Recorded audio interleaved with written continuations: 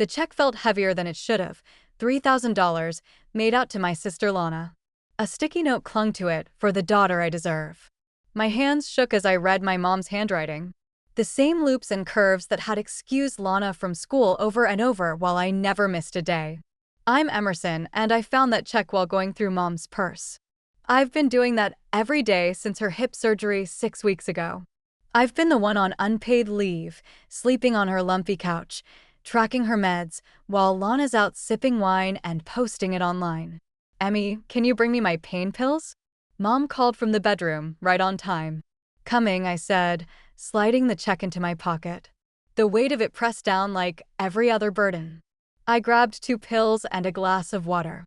My phone buzzed. It was Kennedy, my roommate. Girl, when are you coming home? Your plants miss you. I miss you. That second job you picked up to cover your mom's deductible? They called again. I ignored it and walked into mom's room. She was leaned back in bed, scrolling through her phone. Did you see Lana's latest post? She smiled, showing me her screen. She's thinking of starting a lifestyle blog. Isn't she amazing? I forced a nod. Yeah, amazing. Have you seen my checkbook? She asked. I need to send Lana money for her blog. I felt the check burning in my pocket. You already wrote her one, I said, keeping my voice calm. I saw it in your purse. Oh, good. Can you mail it? She's so brave, following her dreams.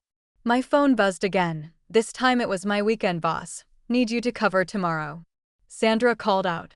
Actually, Mom, I said, I was wondering if you could help me out. She didn't even look up. My car needs work. The timing belt shot. It'll be about $3,000. She sighed. Oh, Emmy. You know money's tight with all these medical bills. Maybe if you'd finished college like Lana, you'd have a job that pays better. I stayed quiet. I dropped out to help pay for Lana's semester in Paris. Speaking of bills, Mom continued, did you call the insurance company about my physical therapy coverage? Yes, and I paid the copay with my credit card again. What would I do without you? She reached for my hand. You're so good at handling all these practical things. Practical things like working 60-hour weeks, like sleeping on a lumpy couch while Lana's perfectly made childhood bedroom sat empty down the hall, like watching my savings disappear while my sister got checks with sticky notes, calling her the daughter my mother deserved. My phone buzzed a third time. Kennedy again. Found an old letter from your dad while cleaning. Looks important. Should I open it? Something snapped inside me. I need to run some errands, I said, standing up abruptly. Your next dose is in 4 hours. There's soup in the fridge. I walked out before she could respond, the check still in my pocket. In my car, I pulled it out and stared at it again. $3,000, the exact amount my car repairs would cost. My hands moved before my brain could catch up. I took a photo of the check and the sticky note, then opened my banking app and hit deposit check. The confirmation screen blinked at me. Deposit successful. My phone lit up with a text from Lana. Mom says she sent me money for my blog. Can't wait to start building my brand. You should follow me when it launches. Maybe I can teach you how to be more like me. I turned off my phone and drove to Kennedy's apartment. She opened the door before I could knock. What's wrong? You look, I just deposited Lana's check into my account, I said, my voice surprisingly steady. Kennedy's eyes widened. You what? $3,000, the exact amount I've spent on Mom's care this month. I walked past her into the apartment. Where's that letter you found? Wait, are you sure about this? Your mom will. A sharp knock at the door cut her off. Through the peephole, I saw 2 police officers standing in the hallway. Kennedy grabbed my arm. Tell me you at least have proof of everything you've spent on them. I smiled, pulling out my phone. Oh, Kennedy, I have receipts for everything. The knocking came again, louder this time. Good, Kennedy said, squeezing my hand, because I think you're going to need them. I walked to the door, my heart pounding, but my steps steady. Sometimes being the practical daughter had its advantages. After all, practical daughters keep receipts. Miss, we're here about a reported theft, the taller officer said as I opened the door. May we come in? I stepped aside, gesturing to our living room. Of course. Would either of you like coffee? I'm a barista. I make a mean latte. The officers exchanged glances. No, thank you. We're here because your mother reported a stolen check. Uh, I walked to my laptop, opening it calmly. Before we continue, I'd like to show you something. Kennedy hovered nearby as I pulled up my banking records. These are Venmo transactions from the past 3 months, I explained, turning the screen toward them. My mother used my credit card for $7,800 in personal purchases. Here's her spa day last week, $420. Here's the Uber rides she ordered for my sister, $380 total. The female officer leaned forward, studying the screen. And you authorized these charges? No, she had my card information from when I was paying her medical bills. I pulled up a folder of screenshots. Here are texts from her admitting she used it without asking. The officers read through the messages. Emmy, I borrowed your card for a few things. Lana needed some self-care time. Don't worry about the charges. You're so good with money. You're the only one I can count on. Lana never had a maternal bone in her body. There's more, I said, opening another folder. Here are the receipts from her hip surgery recovery. I paid $4,200 in medical bills, took 6 weeks unpaid leave to care for her, and worked a second job to cover expenses. Meanwhile, my sister received regular checks like this one. The taller officer frowned. Did you have permission to deposit the check? The check was compensation for services rendered. I pulled out a handwritten list. Here's everything I've spent on my mother's care. The total is actually $8,400. I have receipts for every item. Kennedy stepped forward. I can verify everything she's saying. I've watched her drain her savings, taking care of them.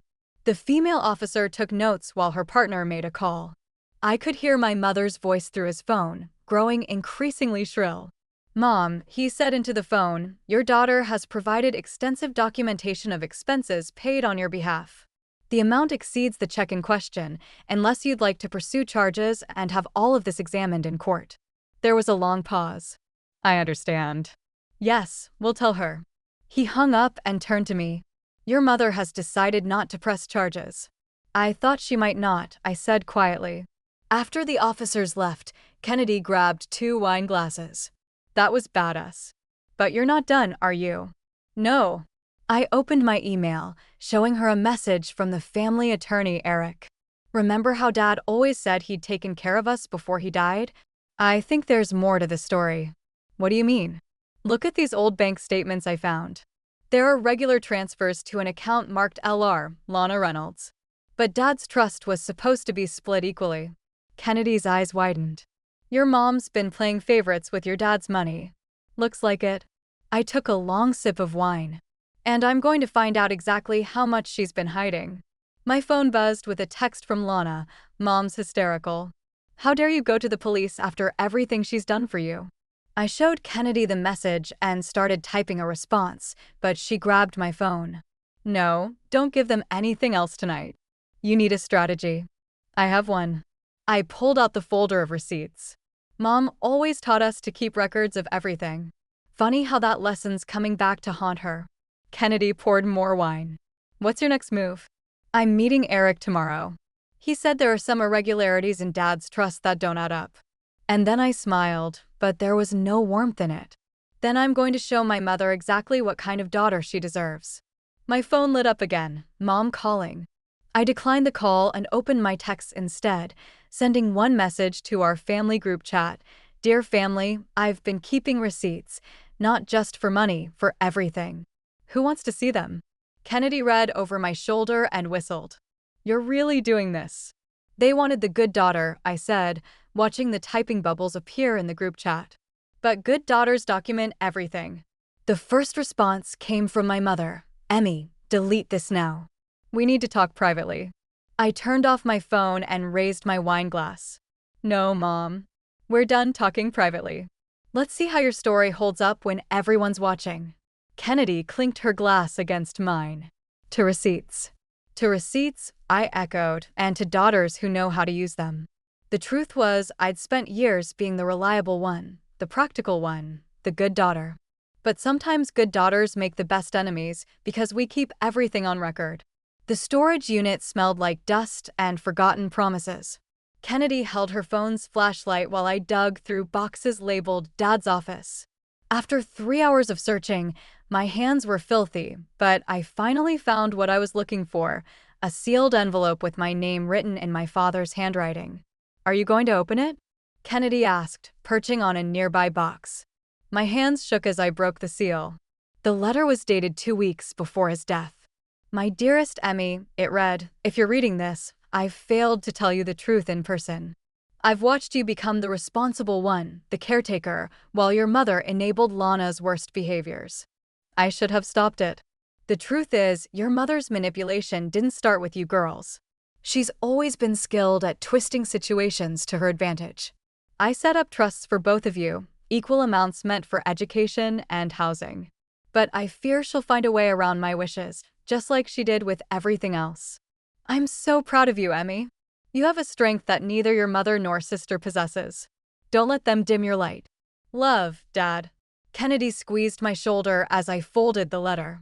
"There's more," I said, pulling out bank statements from the same box. "Look at these transfers. LR $20,000, LR $15,000. Kennedy read. "These are all from after your dad died." My phone buzzed. A text from Eric. "Found something concerning in the trust documents. Can you come in tomorrow?" I replied yes and continued digging. Another envelope fell from the box, photos this time. One showed my mother at a bank, dated just weeks after Dad's death. She was smiling at the camera, holding papers. "Those look like trust documents," Kennedy said, squinting at the image. "They are." I checked the back of the photo. Someone had written, "Angela closing the deal." My phone rang Lana. I answered on speaker. "What the hell are you doing?" she slurred. "Mom's been crying for hours." "Funny. I've been crying for years," I replied. "How's that lifestyle blog coming along?" "The one funded by my half of Dad's trust." Silence. "What are you talking about?" Her voice trembled. "Ask Mom about the LR account. Ask her about the transfers. Better yet, ask her about Dad's letter." "You're lying," Lana hissed. "You're just jealous because Mom loves me more." "No, I'm just better at math and documentation." I hung up. Kennedy helped me pack the evidence into my bag. "What's your plan for the meeting with Eric tomorrow?" "First, I want answers." Then I held up the photo of Mom at the bank. "I want justice." The next morning, Eric's office felt too small for the weight of what he was about to reveal. He spread documents across his desk, pointing to highlighted sections. "Your father's original trust was explicit, equal distribution between both daughters. But look at this amendment, filed 3 weeks after his death." I leaned forward. "What amendment?" "One that gave your mother full discretionary control." He paused. "The signatures, they don't match your father's other documents." My heart stopped. "Are you saying I can't make accusations?" Eric said carefully. "But these irregularities, combined with the timing, warrant investigation." "I have photos," I said, pulling out the bank image and bank statements showing transfers to Lana's account. Eric studied them, his expression grave. "This is serious, Emerson. If what I suspect is true, your mother could face legal consequences." My phone buzzed with a text from an unknown number. "This is Genesis, your mother's old friend. I know what happened with the trust. It's worse than you think. Meet me." I showed Eric the message. "Genesis Lopez," he asked. "She was there when your mother filed the amendment. Meet with her." I texted back, "Coffee shop on 5th, 1 hour." Standing to leave, I gathered the documents. "Thank you, Eric, for being honest." "Your father was a good man," he replied. "He deserved better than this." In my car, I called Kennedy. "Clear your schedule. I'm meeting someone who knows the truth. The whole truth." I stared at the photo of my mother's smiling face at the bank. "We're about to find out." Another text came through from Mom. "Whatever you think you know, you don't understand. Don't do anything you'll regret." I typed back, "You're right. I don't understand. But I will, and the only regret here is yours." The coffee shop was ahead, and through the window, I could see an older woman watching the door, Genesis. She held what looked like an old phone, the kind that might have voicemails saved for years. Sometimes the truth comes in whispers, sometimes it comes in paper trails, and sometimes it comes from the friends who witnessed it all, waiting years to set things right. I parked the car, grabbed my father's letter, and walked toward the door. It was time to hear what Genesis had to say.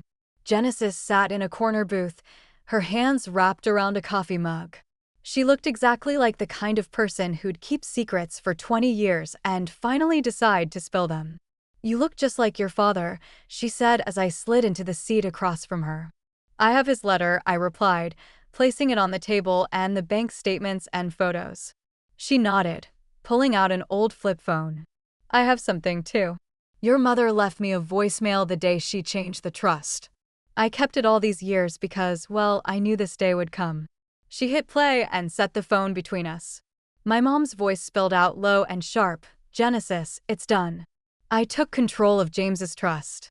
That idiot thought splitting it evenly was fair after everything Lana cost me, my name, my family. Emmy can handle herself. She always could. But Lana, she needs this. She deserves it. Call me." My fingers tightened around my coffee.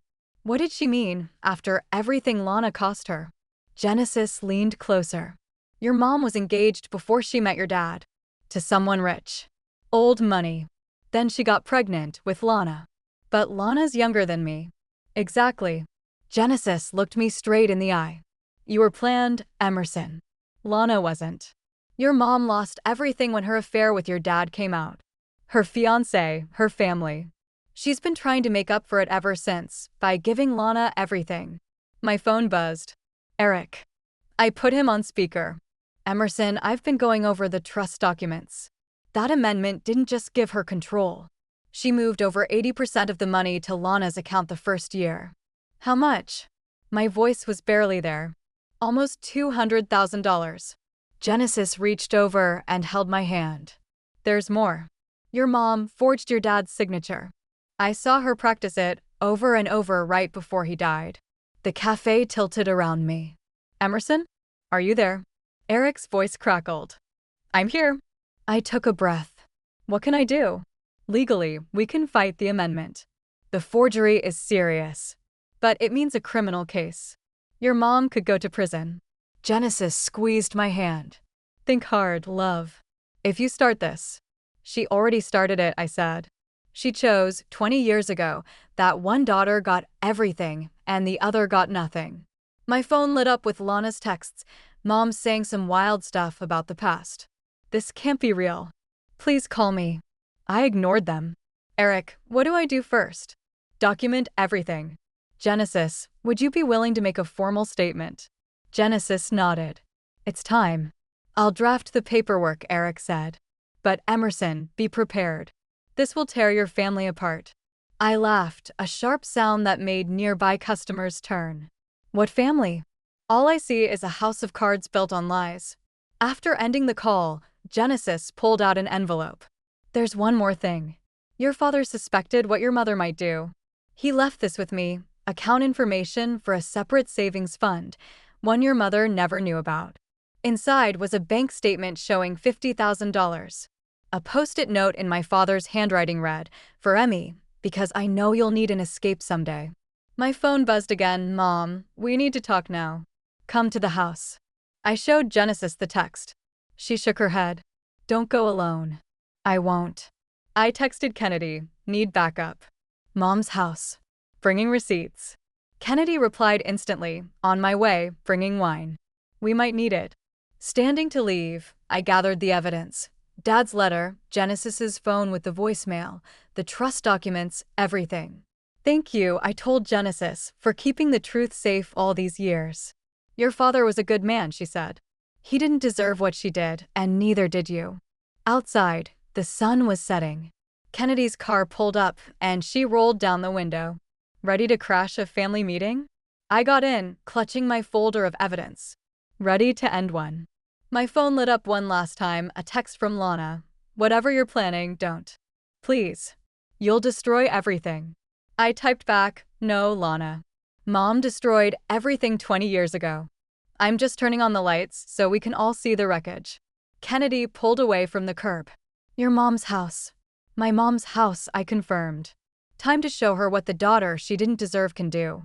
The folder sat heavy in my lap, 20 years of lies, manipulations, and stolen opportunities, all documented and ready to explode. Mom always said I was good with paperwork. She was about to find out just how good. Mom's house looked smaller somehow, its shadows longer in the fading light. Lana's car was already in the driveway, parked crooked like she'd arrived in a hurry. "Ready?" Kennedy asked, killing the engine. I patted my folder. "I've been ready for 20 years. Inside, Mom sat perched on her favorite armchair like a queen on a throne, Lana hovering nearby. Both their heads snapped up when we walked in. "Emmy," Mom started, her voice sweet. "Honey, let's talk about this reasonably." I dropped the folder on the coffee table. Papers spilled out, bank statements, trust documents, photos. "Let's talk about forgery instead." The color drained from her face. "What?" "Or we could talk about the voicemail you left Genesis." I pulled out the flip phone. "The one where you admitted to stealing my inheritance." Lana stepped forward. "Emmy, you're being dramatic." "Mom would never." I pressed play. Mom's voice filled the room, confessing everything. Lana's face crumpled as she listened. "Turn that off," Mom snapped. "Why?" "Afraid of hearing your own voice tell the truth for once." "You don't understand," she said, standing up. "Everything I did was for this family." "No." I pulled out Dad's letter. "Everything you did was to cover your own guilt. Genesis told me about your first engagement, about how Lana was the reason." "Shut up." Mom's scream was shrill. "You have no right." "What's she talking about?" Lana asked, her voice small. "Nothing," Mom said quickly. "She's making things up. Like you made up Dad's signature." I spread out the trust documents. "Eric's having these analyzed. The forgery is pretty obvious once you know what to look for." Mom sank back into her chair. "You wouldn't dare go to the authorities." "Actually," Kennedy spoke up, "we just came from meeting with the family attorney. He's already started the paperwork." Lana started crying. "Mom, tell me it's not true. Tell me you didn't steal Emmy's money." "I didn't steal anything." Mom stood again, pacing. "I redistributed what was owed. Do you know what I lost because of you, Lana? My family's respect, my first chance at a good life." "Stop." Lana covered her ears. "I don't want to hear this." $200,000, I said quietly. "That's how much you took from me, money for college, for a house, for a future. You gave it all to Lana while making me work 2 jobs to support your lifestyle. You were strong enough to handle it," Mom spat. "You didn't need." "I needed a mother," my voice cracked. "I needed a parent who loved me as much as they loved their guilt." Kennedy touched my arm, grounding me. I took a deep breath and pulled out my phone, opening the family group chat. "What are you doing?" Mom asked, panic edging into her voice. "Showing everyone exactly who you are." I started typing. Unless what?" "Unless you sign a confession, admit what you did with the trust, pay back what you stole." "That money's gone," Lana whispered. "I spent it. All of it." Of course she had. I looked at my mother, really looked at her. The woman who had shaped my entire life with her lies was suddenly small, desperate. "Then you'll both get jobs," I said. "Real ones. You'll pay me back every penny with interest. And you'll do it without complaining. Or this evidence goes to everyone, the family, the police, everyone." "You're blackmailing us." Mom's voice rose in disbelief. "No, Mom. I'm teaching you about consequences, something you should have taught us years ago." My phone buzzed, a text from Genesis. "Did you show them?" I replied, "Just did." Standing by for the meltdown, right on cue, Mom started sobbing, not her usual manipulative tears, but real, ugly crying. Lana just stood there, shell-shocked. "I'll leave the evidence with Eric," I said, gathering my papers. "He'll draw up a repayment agreement. Sign it. Stick to it. And maybe, I'll keep this between us." "Emmy, please." Mom reached for me. "You're my daughter." "No." I stepped back. "I'm the daughter you didn't deserve. Remember?" Kennedy and I walked out, leaving them with their shattered lies. In the car, she handed me a tissue. "You okay?" "No." I wiped my eyes. "But I will be." My phone lit up with a final text from Lana. "I didn't know. I swear I didn't know. I'm so sorry. Sorry didn't pay back $200,000. Sorry didn't erase 20 years of favoritism. Sorry wasn't enough." I turned off my phone and looked at Kennedy. "Take me home." She started the car. "Where to next?" "First, sleep. Then tomorrow, we start looking for apartments away from here. Because sometimes the best revenge isn't just exposing the truth. It's walking away and letting that truth do its work without you. 3 days of silence felt like holding my breath underwater. Then, on Thursday morning, my phone exploded with notifications. Mom had made her move, a long, tearful post in our family group chat. My dearest family, I need to confess something that's been weighing on my heart. I screenshot it before she could delete it. Her carefully crafted story painted her as the victim, twisting the truth about Dad's trust into a mother's desperate attempt to provide for her children. Time to set the record straight, I muttered, uploading the voicemail recording to the chat. Kennedy peered over my shoulder as I typed. Since Mom wants to talk about truth, here's what really happened. Receipts attached. I posted everything: the bank statements, the trust documents, photos of the forged signatures, and Dad's letter. Then I added Genesis's statement about Mom's first engagement and the real reason behind her favoritism. The responses were instant. Aunt Marie, Angela, how could you? Uncle Paul, I knew something was wrong when you cut us all off after James died. Cousin Sarah, this explains so much about how you treated Emmy. Mom's response came through. Emmy, delete this immediately. You're destroying our family. I replied, no, Mom. You destroyed it. I'm just showing everyone the ruins. My phone rang. Lana, your lifestyle blog sponsors are dropping you, aren't they? I answered. How did you know? She was crying. They said my family drama is bad for their brand. Karma's funny like that. Please, she begged, tell them it's not true. Tell them you made it up. Like Mom made up Dad's signature? She hung up. Kennedy brought me coffee as I watched the family chat implode. You okay? Look. I showed her my screen. Genesis had joined the conversation, posting her own memories of Mom's manipulation over the years. Other family members chimed in with stories I'd never heard. How Mom had isolated Dad from his siblings, how she'd borrowed money she never repaid. My phone buzzed again.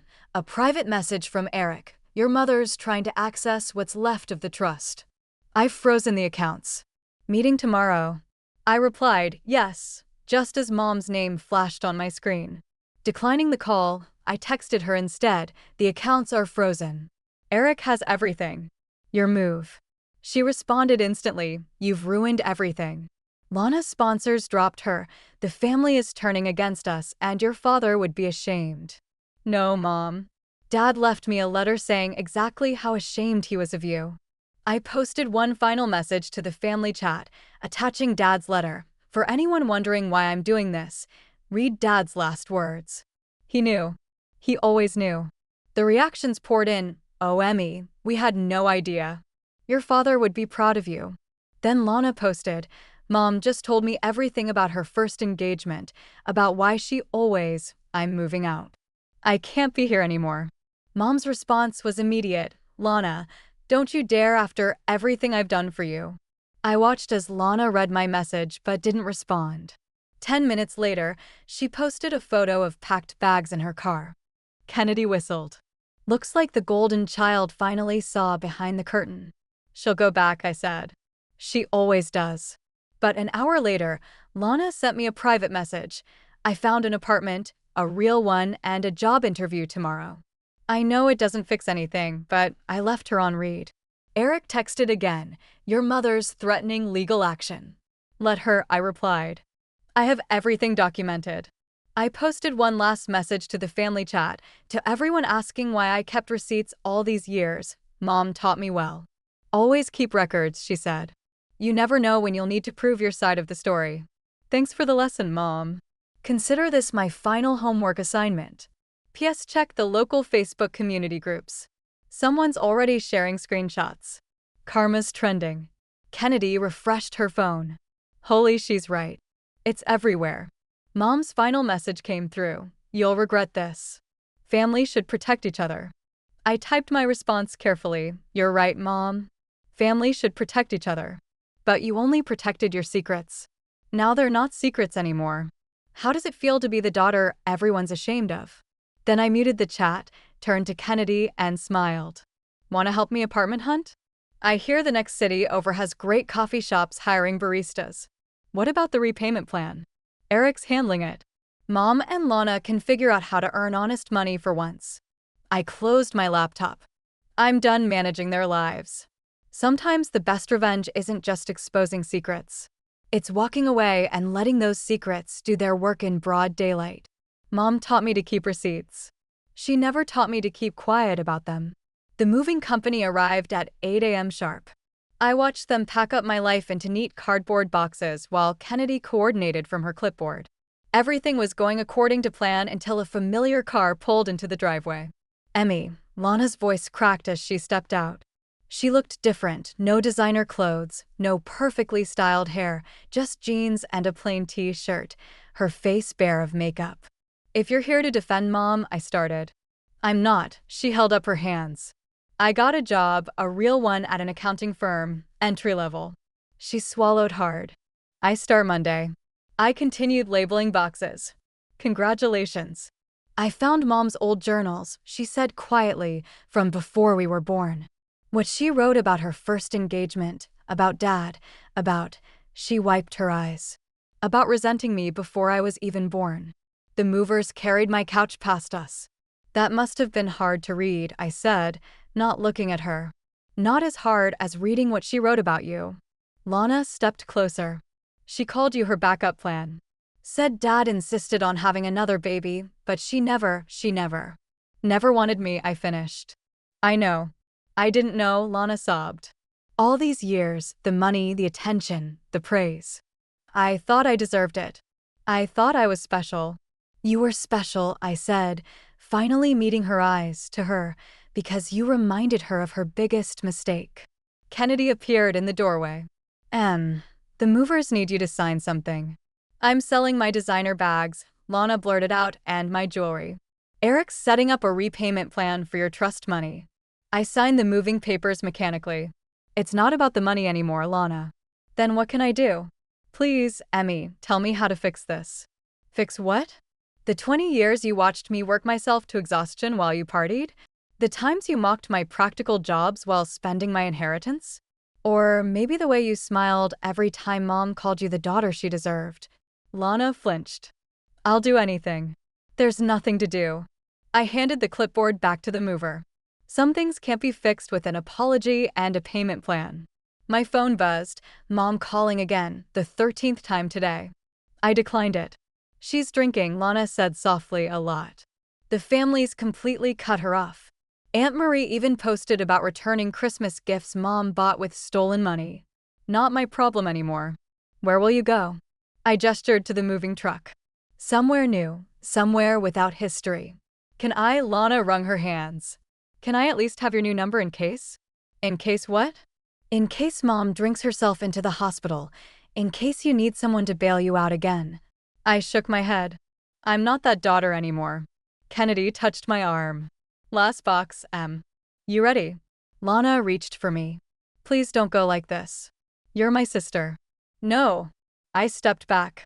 I was your safety net, your backup plan, just like I was Mom's. But safety nets get tired too, Lana. My phone buzzed with a text from Mom. Your sister is crying because of you. How dare you abandon family? I showed it to Lana. See? Still manipulating, still making me the villain. Lana read it, and something seemed to break in her. I'll talk to her. Make her understand. Don't bother. I picked up my last box. Some people never understand anything except their own pain. Emmy, wait. She grabbed an envelope from her car. I found this too. It's from Dad, addressed to both of us. I haven't opened it. I took it, recognizing Dad's handwriting. For my daughters, open when you're ready to understand each other. Keep it, I told her. I already understand everything I need to. Kennedy started the car as I placed the final box in the back seat. Through the rearview mirror, I watched Lana standing in the driveway, the envelope clutched to her chest, looking very young and very lost. That was harsh, Kennedy said softly. Sometimes the truth is harsh. I buckled my seatbelt. Besides, forgiveness is a luxury daughters like me can't afford anymore. My phone lit up one last time. Mom, you'll regret this. Family is forever. I typed back, the bad daughter doesn't live here anymore, and attached a photo of the empty house. Then I turned off my phone, rolled down the window, and let the wind carry away 20 years of being the good daughter, the responsible one, the backup plan. Sometimes walking away isn't about revenge at all. Sometimes it's just about finally choosing yourself. The coffee shop's morning rush kept my hands busy and my mind quiet. Between lattes and pastries, I barely noticed my phone buzzing until Kennedy texted, "Check your email." Eric sent something important. During my break, I opened the message. Eric had attached a bank statement showing the first repayment from Mom and Lana, $5,000, not much, but more than I expected. A second email caught my eye. From the scholarship foundation I'd started with my story. "Your post inspired me to share my own family's financial abuse," one recipient wrote. "Thank you for helping me pay for college when my own mother wouldn't." The bell above the door chimed. I looked up to see Thomas, my ex, walking in. "Still making the best cappuccino in town?" he asked, sliding onto a bar stool. "Still drinking them too sweet?" I replied, already reaching for the caramel syrup. He smiled. "I saw your story. It went viral in the financial abuse survivors groups. Is that why you're here? To discuss my viral moment?" "No." He accepted the coffee I handed him. "I'm here because you finally did what I always knew you could. You chose yourself." My phone buzzed again. Genesis. "Angela's selling the house. Lana's helping her downsize to an apartment. Thought you should know." Thomas read the message over my shoulder. "How does that make you feel?" Honestly, I wiped down the counter, nothing. And that's the most peaceful feeling I've had in years. The door chimed again. A teenage girl approached the counter, clutching a printed email. "Are you Emerson from the Scholarship Foundation?" I nodded. "I got your email this morning about the grant." Her eyes welled up. "It's going to help me leave home, go to college. My mom's like yours." She said no more. I handed her a tissue. "That's why we started it. To help other daughters break free." After she left, Thomas raised an eyebrow. Kennedy and I used Dad's secret savings to start a foundation for girls with financially abusive parents." I shrugged. Seemed fitting. My phone lit up with Lana's weekly update text, "Day 43. Sober for Mom. Still at the accounting firm. The apartment's small, but it's honest. I keep Dad's letter on my nightstand, still unopened." I left her on read, like always. "You know," Thomas said, "choosing yourself doesn't mean you have to choose loneliness." I'm not lonely. I have Kennedy, the foundation, this job, and a sister who's trying to change. I started cleaning the espresso machine. "Change doesn't erase the past." "No," he agreed, "but it can build a different future." The afternoon sun streamed through the windows as I served customers, each one carrying their own stories, their own hidden battles. Some recognized me from the viral post, others just wanted their coffee. Life moved on simpler, but stronger. My last notification of the day was from Eric. "Final paperwork filed. The trust investigation is closed. Your mother admitted everything to protect Lana from legal consequences. Thought you'd want to know." I showed Thomas. "See? Still protecting her golden child. Or maybe," he said gently, "she's finally facing consequences on her own terms." As I closed the shop, Kennedy arrived with takeout. "Guess what? 3 more scholarship applications today. Girls just like us, Emmy. We're actually making a difference." We sat at the corner table, sharing noodles and stories about the foundation's growth. My phone buzzed one final time, a voicemail from Mom. "Delete it," Kennedy suggested.